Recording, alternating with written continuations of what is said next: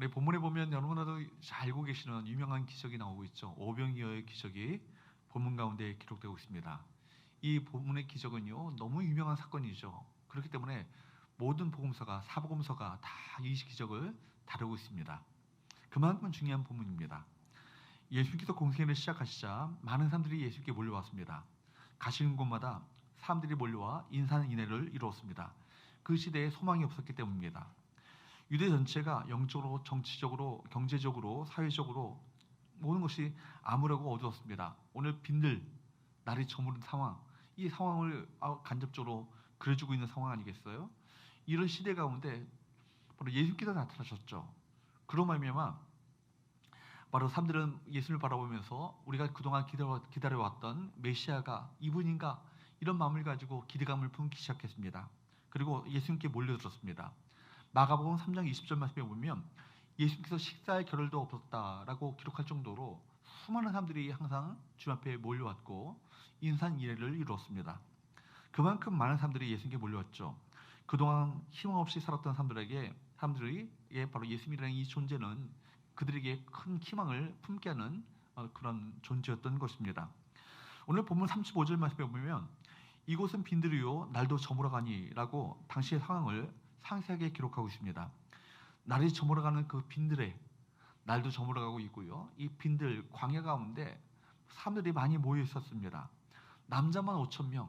그러니까 학자들이 이야기하기에는 여자들과 어린아이들을 포함하지 않은 숫자가 남자가 5천 명이니까 포함하면 아마 2천 명이 2만 명이 넘는 사람들이 아마 그 광야 가운데 빈들 가운데 있었을 것이라고 이렇게 추측하고 있습니다. 근데 여러분, 그 수많은 2만 명이나 되어지는 대군중인데 먹을 것이 하나도 없는 거예요. 이런 현실 속에서 우리 주님께서 엄청난 기적을 베푸셨죠. 아시는 것처럼 이 5천 명을 다 먹이고도, 아니 어쩌면 2만 명을 다 먹이고도 12바구니나 남게 되시는 놀라운 그 기적을 베푸셨습니다. 오늘 말씀을 통해서 여러분 우리가 얻어야 될 영적 교훈이 과연 무엇인가, 세 가지 영적 교훈을 함께 나누기 원하는데요. 첫 번째, 따라할까요? 문제 속에 답이 있다. 오늘 본문에 보면 주님께서는 큰 무리를 보시고 어떤 마음을 품으셨습니까? 34절 말씀을 볼까요? 34절 시작. 예수께서 나오사 큰 무리를 보시고 그 목자 없는 양 같음으로 인하여 불쌍히 여기사. 여기서 예수님의 성품을 알 수 있습니다. 여러분, 하나님의 성품 속에는요, 긍휼, 컴패션이라는 그 바로 성품이 있습니다. 하나님께서는 인간의 필요, 인간의 고통, 인간의 문제 바깥에 계시지 않습니다. 하나님께서는 인간의 문제에 가까이 오셔서 인간의 문제를 다루시죠. 다루실 때 어떻게 다루십니까? 그냥 값싼 동정이 아니라 컴패션이라는 것은 뭡니까? 패션이라는 것이 고통이죠. 컴이라는 것이 함께라는 뜻 아니겠어요? 함께 고통을 함께 하시는 거예요. 바로 주님의 이 불쌍히 여기시는 이 마음이야말로 모든 구원과 생명의 원동력이 되는 것입니다. 여러분, 하나님의 불쌍히 여기심, 하나님의 컴패션이 언제나 하나님의 기적의 출발점이 됨을 우리 복음서는 동일하게 기록하고 있습니다. 주님의 불쌍히 여기시는 그 마음이 기적을 나타내 보이셨다는 거예요. 언제나 기적은요, 주께서 무슨 슈퍼맨적인 어떤 그런 능력을 과시하기 위해서 기적이 나타나지 않습니다. 언제나 한 영혼에 대한 그 무리에 대한 불쌍히 여기시는 그 마음으로 말미암아 기적이 출발되었음을 우리가 기억할 필요가 있는 것입니다. 여러분, 인간의 고통에 하나님께서는 연민을 끼치신 것입니다. 그래서 이 땅 가운데 누굴 보내셨어요? 예수님도 보내셨어요. 그리고 이 땅 가운데 우리를 구원하시기 위해서 예수님의 십자가에 못 박게 하셨습니다. 십자가가 무엇입니까? 바로 예수님의 십자가 사건이야말로 바로 하나님의 컴패션 아니겠습니까? 하나님이 인간의 죄의 고통을 함께 몸소 함께 느끼신 것입니다. 이것이 십자가예요. 십자가 위에서 예수님께서는 엘리 엘리 라마 사박다니, 나의 하나님 어찌하여 나를 버리시나이까? 십자가에서 죄를 심판하시는 하나님의 공의를 본 것입니다. 그리고 죄 때문에 아버지의 사랑에서 떠나 저 지옥으로 가는 인간의 고통을 예수님께서 십자가 위에서 몸소 느끼셨어요. 이 긍휼의 마음, 이 불쌍히 여기시는 이 마음이 바로 인간들을 죄에서 구원하시는 십자가의 기적을 이루셨습니다. 사랑하는 여러분, 바로 오늘 이 긍휼의 마음이 우리 여러분 마음 가운데 더 깊이 있게 느껴지고 묵상되어질 수 있기를 축복합니다. 바로 오늘도 우리를 향해서 이 불쌍히 여기시는 마음을 가지고 다가오시는 주님을 만나시는 저와 여러분 되시기를 축복합니다. 여러분 그때 바로 제자들은 예수님께 무엇을 제안합니까? 35절 36절 말씀을 볼까요? 시작. 때가 저물어 가매 제자들이 예수께 나와 여쭤오되 이곳은 비늘이요 날도 저물어 가니 무리를 보내어 두루 촌과 마을로 가서 무엇을 사 먹게 하옵소서. 여러분 이곳은 빈들이요 날도 저물어 가니 무리를 보내어 두루 촌과 마을로 가서 무엇을 사 먹게 하옵소서라고 예수님께 제안했습니다. 많은 사람들을 어떻게 다 먹일 수 있겠습니까? 각자 마을로 가서 다 각자가 해결하도록 합시다. 아마 이렇게 제안한 거예요. 좋은 제안인 것처럼 보입니다. 간단한 해결 방법처럼 보입니다. 제자들이 보기에는 문제는 커 보이고 문제로 스스로 해결할 수 없다고 생각했기 때문에 문제에 직면하기보다는 쉬운 길을 찾으려 했던 것이죠. 다 알아서 흩어져서 먹고 오게 하는 것입니다. 간단한 해결책입니다. 그렇게 하면 별 문제가 없는 것처럼 보여요. 37절 말씀을 볼까요? 이에 주께서 뭐라고 말씀하십니까? 이 37절 같이 한번 읽어보도록 할까요? 시작. 대답하여 이르시되 너희가 먹을 것을 주라 하시니 여쭤오되 우리가 가서 200데나리온의 떡을 사다 먹으리까? 여기 본문에 보면 제자들에게 뭐라고 말씀하셨어요? 너희가 먹을 것을 주라고. 이 말씀 속에는 어떤 의미가 담겨져 있는 것입니까? 이 문제는 너희들이 얼마든지 풀 수 있는 문제라는 것입니다. 문제 속에 답이 있다는 얘기죠. 본문에 보면 문제로부터 출발합니다. 저녁 시간에 많은 사람을 어떻게 먹일 수 있을 것인가? 아이들도 있고 이 가운데는 연약한 사람들도 있는데 그래서 먹을 것을 해결해야 되는데 어떻게 해야 될까? 이것이 문제입니다. 여러분 예수님 말씀에 제자들은 우리가 가서 200데나리온의 떡을 사다가 먹이리까라고 도리어 예수님께 반문합니다. 이렇게 말한 사람은요 요한복음에 보면 빌립이라는 제자였어요. 아주 계산 빠른 빌립이 한번 계산해 보는 것입니다. 요한복음 6장 7절 말씀을 볼까요? 시작. 빌립이 대답하되 각 사람으로 조금씩 받게 할지라도 200데나리온의 떡이 부족하리이다. 여러분 계산해 봤더니 200데나리온 그 엄청난 돈을 가지고 음식을 사서 먹게 할지라도 이 모든 사람을 먹이기에는 턱없이 부족하다. 이 계산이 나온 겁니다.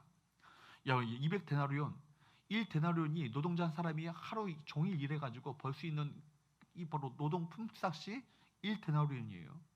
여러분 그러니까 여러분 안식일을 빼고 다 이게 빼면은 200일을 총 일해가지고 우리가 일해야 되는 어떤 그런 금액이니까 1년치 연봉에 가까운 금액 아니겠습니까? 여러분 사실 그들은 이런 돈을 가지고 있지도 않았고 있다 할지라도 저물어가고 비늘에서는요 이곳에서는 불가능하다는 말입니다. 빌립은 사태를 잘 파악했습니다. 문제 속에서 답을 찾으라는 것이 아니라 그냥 문제를 분석했을 뿐이죠. 그리고 문제를 분석하고 도저히 이것은 우리가 할 수 없는 문제다 포기해버리고 말았습니다. 대부분의 사람들의 어떤 접근 방식이 바로 이렇죠. 사람들은 현실 안에서 문제를 분석하고 따지고 계산하고 판단합니다. 그리고 이것은 우리가 할 수 없는 것이라고 문제를 회피하려고 합니다. 이런 사람을 가리켜서 이성주의자라고 합니다. 빌립은 표면적 현상을 보고 분석하고 판단했습니다. 일반 세상 사람들의 계산입니다. 학교에서 사회에서 우리가 배우는 것입니다. 빌립은 그것을 넘어선 세계를 보려고 하는 눈이 아직 열려지지 않았습니다. 여러분 홍해를 갈랐을 때 어떤 모세의 모습을 한번 보십시오. 홍해를 가르기 전에 모세가 홍해 수심을 재고 바다의 길을 재고 물의 조류를 평가하고 바다가 갈라지는 것에 대한 역사적 자료를 쭉 분석하고 또 전문가의 소견을 듣고 공청회를 열고 사람들이 어떤 민의가 어떤 것인지 한번 다 들어본 다음에 그 다음에 소위원회를 구성해서 합의한 후에 홍해를 가르려고 했다면 홍해를 가를 수 있었을까요? 어떻게 생각하세요? 불가능했을 것입니다. 홍해가 갈라지기 전에 사람들의 의견을 구하고 또 의논하고 분석하고 여러 가지 자료를 수집했다면 홍해가 갈라지기 전에 이미 사람들의 마음이 갈라졌을 거예요. 여러분 다윗이 골리앗과 싸움할 때 골리앗이 갖고 있었던 무기가 어떤 것인가 분석하고 골리앗을 어떻게 우리가 그 골리앗의 어떤 그 무기와 그의 어떤 전략과 전술을 다 분석한 다음에 골리앗을 싸워서 이길 수 있을 것인가 사람들이 의견을 물어본 다음에 그런 싸움에 임했다면 골리앗을 넘어뜨릴 수 있었을까요? 그렇지 않았죠. 모세나 여러분 다윗과 같은 사람들이 그 놀라운 기적을 맛볼 수 있었던 그 원인은 뭐예요? 문제 속에 답이 있다는 것을 알았어요. 이 문제를 볼 때는 이것은 불가능하지만 문제 안에는 누가 함께 계신다? 답이 되시는 하나님께 함께 하신다. 그렇죠? 여러분, 바로 이 홍해가 갈라지는 이 상황 자체는 그러니까 홍해가 있는 이 상황 자체는 좌우로 비아히롯과 바알스본 그 양쪽 골짜기가 있고 뒤에는 애굽의 특공 부대가 쫓아오는 형국 속에서 도가내신 든 쥐다 라는 생각으로 절망 가운데 있을 수 있지만 모세는 달랐습니다. 이 문제가 아니라 문제 속에 답이 있다. 답의 근원 되시는 하나님께서 우리와 함께 계시다. 이것을 알았기 때문에 홍해를 향해서 오히려 명령하고 홍해를 가를 수 있었던 거 아니겠어요? 다윗은 우리 이 이성적인 어떤 측면을 볼 때는 이것은 도저히 넘을 수 없는 산과 같은 골리앗, 그죠? 3m가 넘는 어떤 거장 아니겠습니까? 그리고 모든 어떤 이스라엘 백성들이 그 골리앗 앞에서 오줌을 질질 싸는 거예요. 두려워 떨면서 그렇게 어떤 절망 가운데 있었을 때, 여러분, 너는 칼과 단창을 가지고 내게 나오거니와 나는 만군의 여호와의 이름으로 내게 나아간다. 담대하게 나갔을 때 오히려 문제가 문제로 보는 것이 아니라 문제보다 더 크신 하나님이 나와 함께 하신다는 것을 믿고 의지하면서 나가는 순간 골리앗을 이길 수 있었던 건 아니겠습니까? 사랑하는 여러분, 우리 눈이 열려야 되는 거예요. 문제만 보면 문제죠. 문제만 보는 것이 문제, 그죠? 문제 속에 답이 있는 것을 우리가 여기에 미처 생각하지 못합니다. 우리가 계산한 대로, 여러분 예측한 대로, 여러분 분석한 대로, 평가한 대로 다 되어지면 얼마나 좋겠어요. 근데 현실은 그렇지 않아요. 그렇기 때문에 우리는 기도해야 되는 겁니다. 기도한다는 말 안에는 정말 많은 의미가 있는 거예요. 우리 계산과 통계와 분석을 다 내려놓는다는 의미 아니겠습니까? 우찌무라 간조 선생님, 일본의 그 우찌무라 간조는요, 이 본문의 말씀을 그가 어떤 주의하면서 이런 얘기를 합니다. 하나님 앞에서 계산하는 죄를 짓지 말라고. 하나님 앞에서 어떤 죄를 짓지 말라고요? 계산하는 죄를 짓지 말라고. 문제를 계산하면서 이제는 이것은 우리가 할 수 없는 일이다. 회피하려고 도망가려고 하는 어떤 죄들의 모습은 믿음의 행동이 아니라는 것이죠.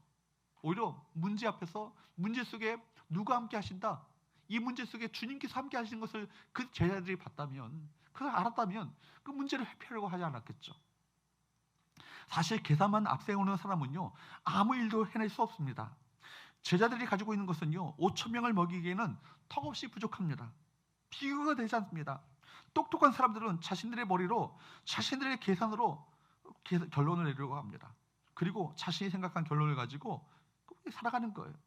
여러분, 빌립은 우리가 일상에서 만나는 세상 사람들과 같습니다. 세상의 학문과 문화 속에 살아가는 사람들이 다 빌립과 같죠. 그러나 주님의 접근 방법은 달랐습니다. 주님은 너희 제자들에게 뭐라고 말씀하십니까? 너희가 먹을 것을 주라고. 너희가 먹을 것을 주라고. 그렇게 말씀하십니다. 제자들은 문제를 회피하려고 했는데, 피하고 싶었는데, 주님은 제자들이 문제에 믿음으로 직면하기를 원하셨습니다. 주님께서 제자들에게 너희가 먹을 것을 주라 말씀하신 것은 문제 속에 뭐가 있다라는 거예요? 답이 있다라는 거예요. 너희들이 답을 찾아 답이 있다라는 겁니다. 문제를 피하지 말고 문제에 믿음으로 직면하라는 것 아니겠어요? 우리 주님은 우리 믿음을 테스트하고 계십니다. 문제를 푸는 방법을 찾을 것이 아니라 문제 해결자 되시는 주님을 찾아야 합니다. 여러분, 문제를 푸는 하나의 방법이 필요한 것이 아니라 모든 문제를 푸는 능력을 갖고 계시는 하나님을 경험하고 그 하나님을 익혀야 되는 것 아니겠어요? 기도하는 것이 뭐예요? 기도함으로 말미암아 당면한 문제 하나 풀어가는 것, 그게 문제가 아니에요.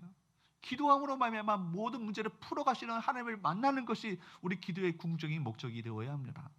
사랑하는 여러분, 그 기도는 얻기 위한 수단이 아니라 하나님을 알아가는 수단입니다. 사랑하는 여러분, 우리 문제의 답은 누구십니까? 하나님이십니다. 그분을 만나야 진정한 문제의 답을 찾을 수 있습니다. 우리 자원은 우리가 갖고 있는 어떤 통장의 잔고나 우리가 갖고 있는 백그라운드가 아니에요. 우리 자원은 하나님이십니다. 방법은 언제나 고갈되어 있습니다. 하나님은 언제나 우리와 함께 하시고 그분에게는 고갈되는 것이 없어요. 그분은 언제나 전능하신 하나님이십니다. 해법의 근원 되시는 하나님과 함께 하는 삶을 살면 그분에게서 모든 것이 흘러나오기 때문에 주님께 위탁하면서 모든 것이 쉬워지는 놀라운 하나님의 그 역사를 우리 모두가 경험하게 되는 거예요. 그러므로 하나님이 정말 의지할 분이라는 것을 우리 삶 속에서 실제적으로 경험해야 합니다. 우리 문제를 만났을 때 접근 방법이 중요해요. 문제를 만나면 피하려고 하지 마시고, 또 두려워하며 절망 가운데 포기하지 마시고, 문제를 만나는 것 속에 정말 문제를 만난 것 자체가 오히려 주님을 만난 기회라. 하나님의 역사하실 그 기회를 만난 것이다. 이 가운데 하나님께 일하심을 우리가 체험해야 된다. 이 믿음을 가지고 문제에 직면하며 나가시는 저와 여러분 되시기를 주님으로 축복합니다. 문제 가운데 있지만 문제 속에 해답에 근원되시는 주님께서 함께하고 계시다는 이 사실 자체가 중요한 건 아니겠어요? 사랑하는 여러분, 문제 속에 무엇이 있다고요? 답이 있습니다. 진정한 답에 근원되시는 하나님께서 우리와 함께 계시고 바로 문제의 답이 되시는 예수님께서 그 제자들과 함께 계신 것을 제자들이 몰랐기 때문에 그들이 문제를 회피하려고 했던 것 아니겠습니까? 우리 모두에게도 말씀하실 거예요. 너희가 먹을 것을 주라고. 너희가 한번 믿음을 가지고 주를 의지해 보라고. 한번 믿음을 가지고 이 문제를 돌파해 보라고 우리에게 말씀하시는 하나님의 음성을 이 시간 우리 모두가 깊게 우리 들을 수 있기를 주님으로 축복합니다. 두 번째로, 그러므로 여러분 따라합시다. 믿음으로 시도하라. 믿음으로 시도하라는 거예요. 그래서 문제에 믿음으로 직면하고 믿음으로 하나님의 역사를 시도해야 합니다. 이성주의자 빌립과 달리 또 다른 예수님의 제자 안드레는 달랐습니다. 안드레는 소년으로부터 받은 보리떡 5개와 물고기 2마리를 가지고 예수님께 왔습니다. 요한복음 6장 8절에서 9절 말씀을 보면 이렇게 기록하고 있어요. 한번 읽어보도록 할까요? 시작. 제자 중 하나 곧 시몬 베드로의 형제 안드레가 예수께 여쭤오되 여기 한 아이가 있어 보리떡 5개와 물고기 2마리를 가지고 있나이다. 그러나 이것이 이 많은 사람에게 얼마나 되겠사옵나이까? 여러분, 일단 예수님께 가지고 나온 것이 중요해요. 일이 되든 되지 않든 일단 예수님께 가지고 와야 합니다. 우리가 결론 내려서는 안 되는 거예요. 우리가 생각하기에 안 될 것 같아도 이거 주님 앞에 갖고 나와야 합니다. 예수님께서 결론 내리시도록 해야 하는 것입니다. 여러분, 기도하지 않고요 자신이 먼저 결론 내리는 분들이 참 많이 있죠. 그리스도인들이란 반드시 기도한 후에 결론을 내려야 합니다. 우리가 결론 내리려고 해서는 안 될 것입니다. 우리가 우리 인생의 결론을 내리려고 한다면 우리 인생에 우리가 하나님이 되고 마는 거예요. 우리가 하나님이라면 우리 인생에 우리가 결론 내려도 되겠죠. 그러나 우리는 하나님이 아닙니다. 그러므로 여러분 신자는요 먼저 뭐 해야 합니까? 기도해야 합니다. 여러분 하나님께 물어야 합니다. 하나님께 여쭤야 되는 거예요. 이것이 어떤 의미인가? 이것이 끝인가? 더 이상 기대하지 말아야 되는가? 여러분 하나님께 여쭤야 합니다. 물어야 합니다. 그리고 우리가 충분히 기도한 후에 결론을 내려야 합니다. 기도하지 않고 결론 내려서는 안 되는 것입니다. 그러므로 여러분이 기도 생각하여서 결론 내리지 마시고 기도하여서 하나님께로부터 응답받아 결론 내리시기 바랍니다. 여기 한번 보십시오. 한 아이가 가져온 보리빵 5개와 물고기 2마리는요 참 지극히 초라한 거예요. 아이의 도시락이니까 도시락에 담겨져 있는 빵이니까 그 크기가 얼마나 되겠습니까? 어떤 큰 바게트 빵이나 되겠습니까? 아니죠. 조그만 빵 5개였을 거예요. 그리고 여기 물고기라고 했는데 큰 물고기가 아니에요. 그 당시 현장을 지켜보았던 요한복음에 보면 사도 요한은 이것을요 익투스가 일반적인 고기를 말하거든요. 익투스라고 기록하지 않아요. 옵사리온, 작은 물고기예요. 아주 작은 물고기, 하찮은 물고기. 하찮은 물고기 2마리와 작은 빵 5개니까요. 여러분 누가 봐도 초라한 것입니다. 보잘것없는 것이었습니다. 그런데 안드레는요 예수님께 이것이 이 많은 사람에게 얼마나 되겠사옵나이까? 라고 말했습니다. 이것으로 무엇을 할 수 있느냐? 그런 얘기죠. 너무 초라하고 보잘것없다는 것입니다. 우리도 마찬가지예요. 우리 인생에 찾아오는 많은 문제들 앞에서 좌절하고 절망할 때가 있습니다. 우리 자신을 바라보면 정말 우리는 오병이어 같아요. 참 보잘것없고 초라하고 별 볼 일 없는 것처럼 보입니다. 내세울 것 없고 자랑할 것 없고 가진 것 없습니다. 여러분 능력도 없어요. 우리 인생은 그렇게 초라해요. 이걸 가지고 뭘 할 수 있겠습니까? 자주하고 절망하고 좌절합니다. 그런데 여러분 더군다나 안타까운 것은 뭐예요? 제자들에게 기대하는 마음이 없었다는 거예요. 어떤 마음이 없었다고요? 기대하는 마음조차 없는 거예요. 35절 36절 한번 보십시오. 시작.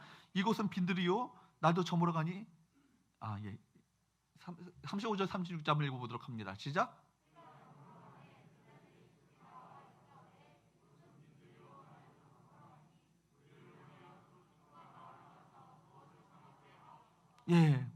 쉽게 문제를 회피하고 포기해버리는 그 제자들의 모습을 볼 수 있지 않습니까? 그들은요 자신들과 함께 하고 있는 인생의 정말 이 문제의 답이 되시는 하나님 예수님이 누구신지 몰랐어. 예수님께서 우리 포도주가 되게 하시고 38년 된 병자를 낫게 하신 것 다 봤잖아요. 예수께서 능력 행하시는 것 봤습니다. 그런데도 불구하고 저희들은 이 상황 속에서 주님을 신뢰하고 믿고 의지하며 이 문제를 주 앞에 갖고 나오는 것이 아니에요. 우리는 오병이어가 아니라 적어도 빵이요 수백 톤의 그 파리바게트 정도 되어야 하나님이 쓰신다고 생각합니다. 물고기도요, 여러분 어떤 대형 참치 수십 톤의 어떤 대형 참치 정도 되어야 하나님이 쓰신다고 생각합니다. 그렇지 않아요. 하나님께는요 그것이 전혀 문제되지 않아요. 오병이어 없어도 됩니다. 오병이어를요 예수의 손에 올려놓은 것은 하나님께서 하신다는 것을 말하기 위해 언급한 것입니다. 사실 그것은 없어도 됩니다. 중요한 것은 오병이어가 아니라 하나님이십니다. 하나님은요 아예 무에서 유를 창조하시는 주님 아니세요? 저 아무것도 없는 그 무에서 이 세상을 창조하신 그 하나님이 아니십니까? 그렇기 때문에 여러분 하나님이 어떤 무이신가, 하나님이 누구신가, 이것이 중요한 거예요. 우리가 얼마나 많이 갖고 있는가 이거 중요하지 않아요. 하나님께서 오병이어를 쓰셨다는 것을 여러분 바라보아야 합니다. 여러분 이것이 중요한 것이죠. 주님께서 저희들에게 너희가 먹을 것을 주라 말씀하고 계신 것에 믿음으로 반응하면요 기회가 옵니다. 아 하나님 역사하시겠구나, 일하시겠구나. 믿음으로 반응하면 우리가 믿음으로 순종한 만큼 총 5천 명이 아니라 2만 명의 그 수많은 군중들을 다 먹이고도 12바구니나 남게 되시는 놀라운 기적을 행할 수 있는 것이죠. 그러나 이것을요 믿음 없이 받아들인다면 아무것도 없는데 무슨 먹을 것을 준다고 더 깊은 무기력 중에 빠질 수밖에 없는 것입니다. 주님께서는요 우리에게 문제 속에서 기회를 주기 원하세요. 문제를 통해서 하나님을 만나기 원하십니다. 문제를 통해서 더욱더 하나님께 더욱더 깊이 나가기 원하십니다.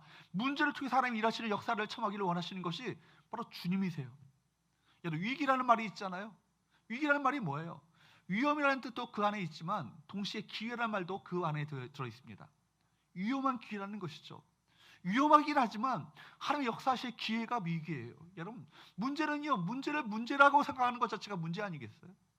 문제 속에 역사하시는 하나님을 믿고 의지하며 신뢰하게 될 때 오히려 이 문제는요 하나님의 역사하시는 일하시는 기회가 될 수 있음을 믿으시기를 축복합니다. 여러분 문제가 기회로 보이는 은혜가 이 눈이 열려져야 되는 거예요. 여러분 주님께서 저희들에게 너희가 먹을 것을 주라고 말씀하신 것은 너희들이 한번 해봐, 내가 함께할게, 내가 도와줄게, 그 얘기 아니겠어요?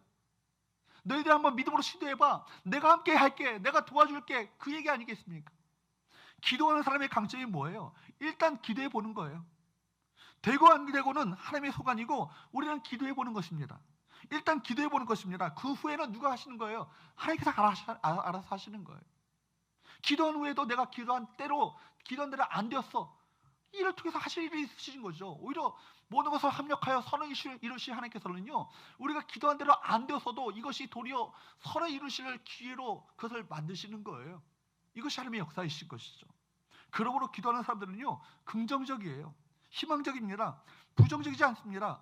부정적인 사람은요 기도할 수 없는 것이죠. 본문에서 제자들이 우리가 가서 200데나리온의 떡을 사다 먹으리까 대답했을 때 주님은 제자들에게 너에게 떡 몇 개나 있는지 가서 보라고 말씀하셨어요. 되든 안 되든 믿음으로 부딪혀 보라는 얘기 아니겠어요? 되든 안 되든 믿음으로 시도해 보라는 얘기 아니겠어요? 믿음으로 시도해 보라는 것입니다. 가만히 앉아있지 말고 축복을 만들어내는데 축복이 씨앗 역할을 하는 것을 찾아보라는 것입니다. 왜 우리가 신앙훈련을 받습니까?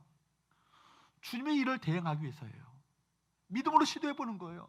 작은 걸 시도해 보다 보면 하나님의 일하심을 경험하다 보면 이 일을 통해서도 하나님께서 일하시는 것을 경험할 수 있겠구나, 이 기대감이 우리 가운데 커지는 것 아니겠어요? 요한복음 14장 12절 말씀에 보면 우리 주께서 이렇게 말씀하셨어요. 시작. 내가 진실로 너에게 이르노니 나를 믿는 자는 내가 하는 일을 그도 할 것이요 또한 그보다 큰 일도 하리니 이는 내가 아버지께로 감이라. 여러분 이 말씀이 얼마나 놀라운 말씀이세요? 나를 믿는 자는, 주님을 믿는 자는, 예수님을 믿는 자는 내가 하는 예수님께서 하시는 일을 그도 할 것이라고요. 주님께서 하셨던 그 놀라운 역사들을요 그도 할 것이라고요. 뿐만 아니라 또한 그보다 주님께서 하셨던 일보다 더 큰 일도 하리니 이는 내가 아버지께로 감이라. 주님께서는요 제자들에게 그리고 우리에게 능력을 부여하셨습니다. 또한 예수께서 계속해서 14절에서 그 다음 9절에서 이렇게 말씀하십니다. 요한복음 14장 14절 시작. 내 이름으로 무엇이든지 내게 구하면 내가 행하리라. 주님께서는요, 제자들이 주의 일을 대행할 때 주님의 이름을 사용하시도록 허락해 주셨습니다. 그러니까 우리가 일할 때는 혼자 일하는 것이지만 우리가 주님의 이름으로 기도할 때, 주님의 이름으로 기도하면 하나님께서 우리를 위해서 친히 일하시는 놀라운 역사를 베푸시는 거예요. 그래서 주님께서 이렇게 말씀하셨습니다. 마가복음 9장 23절 시작. 예수께서 이르시되 할 수 있거든이 무슨 말이냐? 믿는 자에게는 능히 하지 못할 일이 없는 일을 하시니. 할 수 있거든이 무슨 말이냐? 할 수 있거든, 좀 우리 아들을 고쳐주십시오라고 하는 그 아버지의 말에 뭐라고 말씀하십니까? 할 수 있거든이 무슨 말이냐? 나를 믿는 자들에게는, 하나님을 믿는 자에게는 능하지 못할 일이 없는 게라. 놀라운 말씀 아니세요? 여러분, 주님께서는요, 이게 허풍을 떠시는 건 아니잖아요. 이 말씀을 그대로 우리에게 그렇게 시행하시겠다고 약속하신 건 아니겠습니까? 사랑하는 여러분, 지금 예수님께서 제자들에게 너희가 먹을 것을 주라고 말씀하신 것은 어떤 의미입니까? 너의 믿음을 사용하여서, 너희들의 그 믿음을 사용하여서 나를 통해 그 일을 하라는 얘기 아니겠어요? 그런 의미입니다. 제자들에게 믿음을 사용할 수 있는 기회를 주시는 거예요. 지금 기회를 부여하시는 것입니다. 하나님의 역사를 침할 기회를 주시는 거 아니겠어요? 오늘도 주님께서는 우리에게 내가 그것을 책임져라고 말씀하십니다. 이 말씀은 다른 사람의 문제를 가지고 있을 때 그것을 도우라는 얘기입니다. 너를 통하여서 다른 사람들을 복되게 하라, 그런 의미입니다. 우리 믿음 생활을 하는 순간부터 우리 자신에 대해서 정확하게 판단하게 됩니다. 우리 안에 계신 주님 때문에 우리는 우리 자신에 대해서 더 이상 과소평가하지 않게 됩니다. 우리가 우리 자신을 과소평가하는 것은 나를 과소평가하는 것이 아니라 내 안에 계신 주님을 평가절하는 거예요. 주님께서는 우리 안에 있는 믿음의 가능성을 보라고 말씀하십니다. 믿음을 통해 이루어질 가능성을 바라보라고 말씀하십니까? 그래서 주님께서는 너희가 먹을 것을 주라 말씀하시는 거예요. 너희들은 할 수 있어. 그 문제에 믿음으로 직면해. 문제를 피하지 마. 내가 도와줄게. 내가 함께 할게. 그 말씀으로 우리에게 주고 계시는 거예요. 하나님께서 우리에게 기회를 주신 것입니다.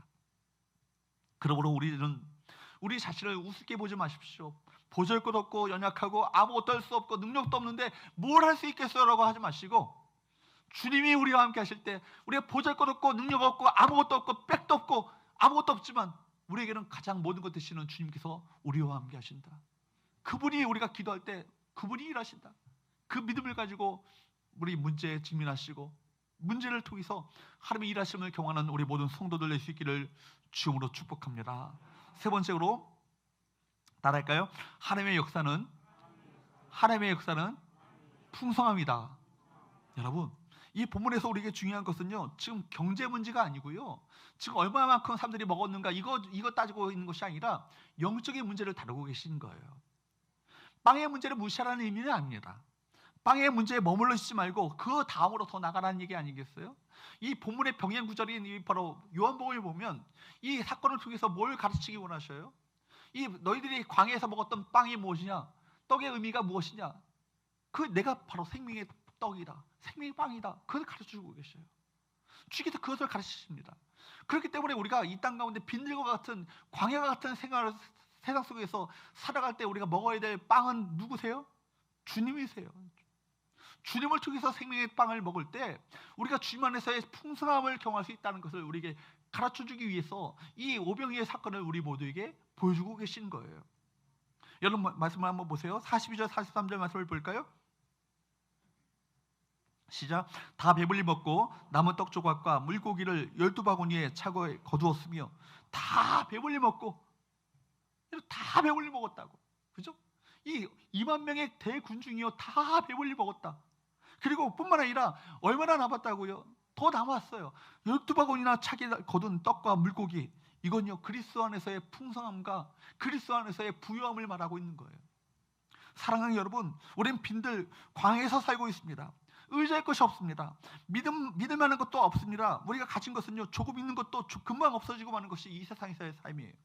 세상에서는 잠시 배불렀다고도 금방 배가 꺼지는 삶이 계속됩니다. 무엇인가 주어지지 않으면 늘 우리가 거지처럼 살아야 하는 것이 이 세상에서의 삶이에요.